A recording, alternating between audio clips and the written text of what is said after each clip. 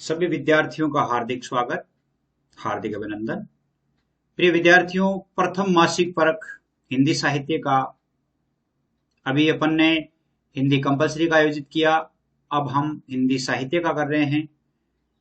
वही बात है, प्रश्नों की संख्या 20 है और सभी के अंक समान है, यानी 20 ही अंकों का ये पेपर होगा।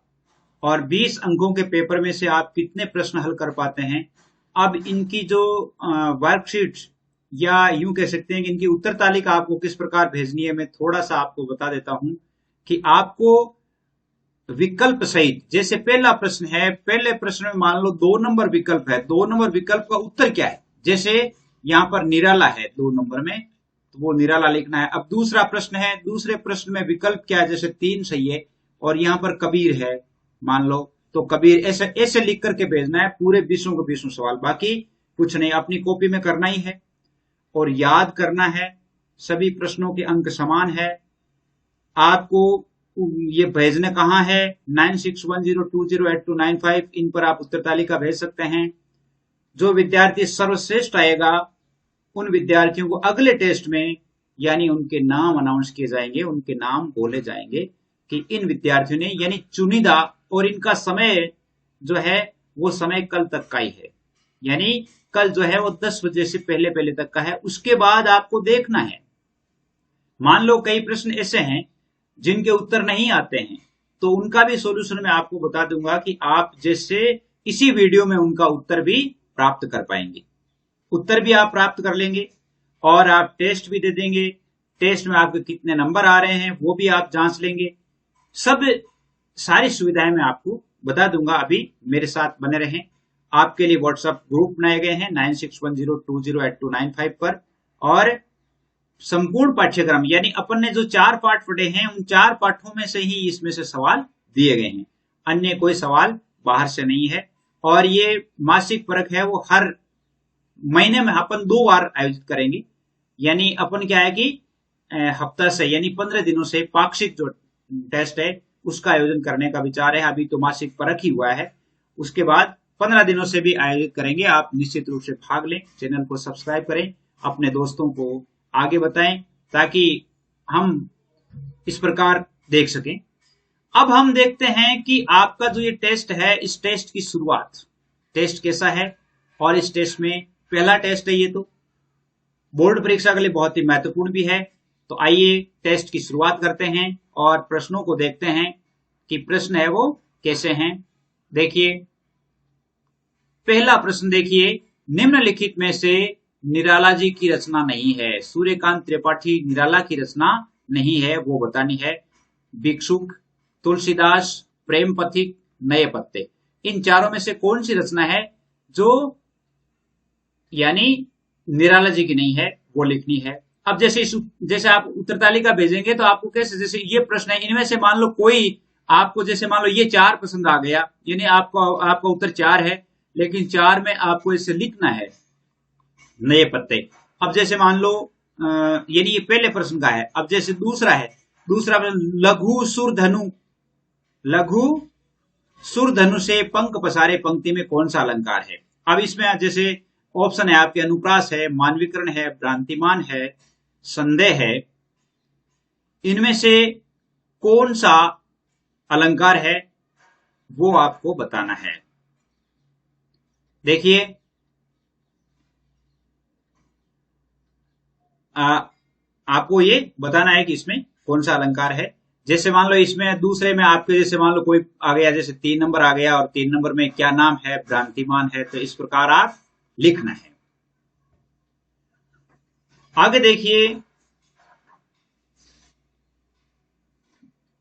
आगे है, निम्नलिखित में से जयशंकर प्रसाद द्वारा लिखित उपन्यास कौन सा है। जयशंकर प्रसाद का लिखा हुआ राजश्री, चंद्रगुप्त, कंकाल, स्कंदगुप्त, जयशंकर प्रसाद का लिखा हुआ उपन्यास कौन सा है, ये आपको बताना है। अगला प्रश्न देखिए, अगले प्रश्न में देखिए, अगला प्रश्न है आपके, जयशंकर प्रसाद के साहित्य का प्रमुख स्वर है, उनके स्वर की विशेषता बतानी है। तत्कालीन सामाजिक स्थितियों का चित्रण, राष्ट्रीय जागरण, राजाओं के इतिहास का वर्णन, उपयुक्त में से कोई नहीं। ये आपको बताना है। पांचवा प्रश्न देखिए, पांचवा प्रश्न है आचार्य रामचंद्र शुक्ल ने मिर्जापुर का अर्थ किया है। पाठ है जो आपका एक गद्य का पाठ अपन ने पढ़ा था, उसी में से है। मिर्जापुर का मिर्जापुर, लक्ष्मीपुर, सीतापुर, कोई नहीं। चारों में से जो ऑप्शन आपके सही है वो लिख के बताना है। निम्नलिखित में से किस रचनाकार का जन्म राजस्थान में हुआ, इनमें से बताना है। यदि आपने पाठ अच्छी तरह से पढ़े तो आप तुरंत पहचान जाएंगे। आचार्य रामचंद्र शुक्ल, चंद्रधर शर्मा गुलेरी, ब्रजमोहन व्यास, महादेवी वर्मा। यानी अभी जो आपके हैं तो उसमें यानी 20 प्रश्न है वो इस प्रकार के आने हैं। यानी 10 तो आपके ये मल्टीपल चॉइस वाले, और 10 प्रश्न जो है वो कौन से, एक एक शब्द वाले, या एक शब्द या एक वाक्य में उत्तर है। तो इसमें अपन भी इसी प्रकार चल रहे हैं। यानी जो है ये छोटी तैयारी, यानी छोटे छोटे जो प्रश्न है वो हम पहले हल करेंगे शुरू। सातवां जो प्रश्न है वो आपका क्या, देखिए सातवां प्रश्न में देखिए आप, निम्नलिखित में से कहानी संग्रह नहीं है। कौन सा है जो कहानी संग्रह नहीं है? आकाशदीप, परिमल, आंधी, इंद्रजाल। इनमें से कौन सा है जो कहानी संग्रह नहीं है? आठवां प्रश्न है पंडित चंद्रधर शर्मा गुलेरी द्वारा संपादित पत्रिका नहीं है। इनमें से किसका उन्होंने संपादन नहीं किया? प्रतिभा, मतवाला, मर्यादा, समालोचक। नौवां प्रश्न है हृदय की कोमल कल्पना सोजा, यह किसने कहा? विजया ने, कार्नेलिया ने, देवसेना ने, स्कंदगुप्त ने। इनमें से किसने कहा था? यह आपको बताना है। 9 प्रश्न कंप्लीट हो गए। अब हम देखते हैं 10वां प्रश्न। और 10वां प्रश्न में देखिए, 10वां प्रश्न है आपके, देवसेना की आंखों में अश्रुधारा बह रही है, क्यों?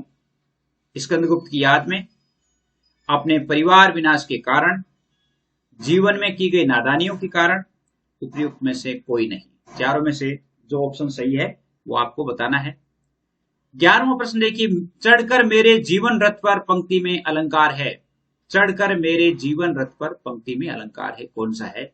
अनुप्रास है, एक उत्प्रेक्षा है, एक रूपक है, एक उपमा है। इनमें से कौन सा अलंकार है वो आप लिख करके बताएं। 12वां प्रश्न देखिए, हेम कुंभले उषा सवेरे पंक्ति में कौन सा अलंकार है? बहुत ही अच्छा है, और बहुत ही अच्छा है, और इस प्रश्न को आप जरूर देखें। मानवीकरण, अनुप्रास, भ्रांतिमान, संदेह। इनमें से कौन सा अलंकार है वो लिख करके बताना है। आगे देखिए, आगे हम चलते हैं 13वां प्रश्न की तरफ। 13वां प्रश्न क्या है देखते हैं। और 13वां प्रश्न है आपके कि आकाश बदल कर बना मही, ये लाइन है, पंक्ति में कौन सा अलंकार है? आकाश बदल कर बना मही, इनमें कौन सा अलंकार है? रूपक, उपमा, मानवीकरण, विरोधाभास। इनमें से कौन सा अलंकार है वो आपको लिख करके बताना है। 14वां प्रश्न देखिए, बहुत ही इंपॉर्टेंट है। देवताओं, ऋषियों तथा पितरों को तिल मिश्रित जल देने की जो क्रिया है वो क्या कहलाती है? तिल मिश्रित जो जल देने की क्रिया है वो क्या कहलाती है, आपको लिख के बताना है। 15वां प्रश्न देखिए, कवि निराला ने अपनी पुत्री सरोज की तुलना किससे की? यानी निराला जी की जो कविता है सरोज स्मृति, कौन सी कविता है? सरोज स्मृति। और इस सरोज स्मृति जो कविता है, इस कविता में इसका उत्तर आपको मिल जाएगा। 16वां प्रश्न देखिए, 16वां प्रश्न है, ये भी इंपॉर्टेंट है। प्रेमगन की छाया स्मृति पाठ के लेखक कौन है? ये बहुत ही अच्छा पाठ है, और इस पाठ को आप अच्छी तरह से देखा है, आपने पढ़ा भी है। अगला प्रश्न देखिए, अगला प्रश्न है आपके, अगला प्रश्न है जिसमें क्या लिखा हुआ है देखिए। अगला प्रश्न है कि प्रेम घन की छाया स्मृति पाठ में लेखक ने किस व्यक्तित्व का वर्णन किया है? प्रेमघन की छाया स्मृति पाठ में लेखक ने किस व्यक्तित्व का वर्णन किया है वो लिख के बताना है। आप अपनी कॉपी में उतार लीजिए इनको। चंद्रधर शर्मा की सर्वाधिक प्रसिद्ध कहानी जो उनका पर्याय बन गई थी वो कौन सी थी? बहुत ही इंपॉर्टेंट कहानी है, और जो उनके समय में, जिस समय में ये कहानी लिखी गई, तो बहुत ही आज भी श्रेष्ठ कहानियों में उनका नाम आता है। अगला प्रश्न देखिए, 19वां प्रश्न है, सूर्यकांत त्रिपाठी निराला की पत्नी का देहांत कब हुआ? यानी निराला जी का जो जीवन था वो अवसाद भरा था, संघर्षों से भरा था। यानी उनके जीवन में उनके परिवारजन है वो असमय बिछुड़ गए थे, और एक बेटी जो सरोज बची थी वो भी असमय ही उनसे बिछुड़ कर चली गई। लेकिन उनकी पत्नी का देहांत कब हुआ था ये लिखना है। 20वां प्रश्न है कि 20वां प्रश्न में कार्नेलिया का गीत में कवि ने किसका वर्णन किया है। आपके जैसे दो आए हुए हैं, एक तो है देवसेना का गीत। किसका? देवसेना का गीत। इनकी व्याख्या अच्छी तरह से बताई हुई है वीडियोस में, आप देख सकते हैं। दूसरा है कार्नेलिया का गीत, दूसरा है कार्नेलिया का गीत। इन दोनों में से अब ये कार्नेलिया का गीत जो है, यानी जैसे ये चंद्रगुप्त नाटक से ली गई, ऋषिकेन्द्रगुप्त से ली गई है, तो इसमें कार्नेलिया जो है इसमें किसका वर्णन किया गया है, यानी कार्नेलिया का गीत जो है, और वो गीत है बता दूं आपको कौन सा है। अरुण ये मधुमय देश हमारा, जहां पहुंच अनजान क्षितिज को मिलता एक सहारा। यानी ये जो आपका गीत है, इस गीत में इसका वर्णन है, और किसका वर्णन है वो आपको लिख करके बताना है।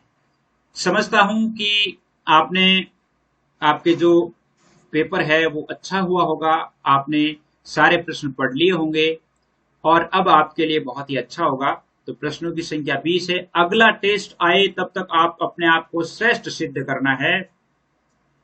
अपन धीरे धीरे हमेशा क्या है कि इसी प्रकार टेस्टों का आयोजन करते रहेंगे, ताकि हमारी तैयारी है वो बहुत ही अच्छी रहे, और शीघ्र ही आप सभी के उज्जवल भविष्य की कामना करते हुए आज का टेस्ट, आज का परख यहीं पर समाप्त करते हैं। और आज के लिए बस इतना ही। आप के लिए ये जो ग्रुप बना हुआ है 9610208295, इन पर आप जुड़ सकते हैं। जुड़ करके अपना नाम लिखवाएं। किसी प्रकार की कोई फीस नहीं है, ऐड होने की कोई फीस नहीं है। आप निश्चिंत होकर के ऐड हो सकते हैं। बॉयज और गर्ल्स के लिए अलग अलग ग्रुप है, तो आप ऐड होइए। आज के लिए बस इतना ही। जय हिंद, जय भारत।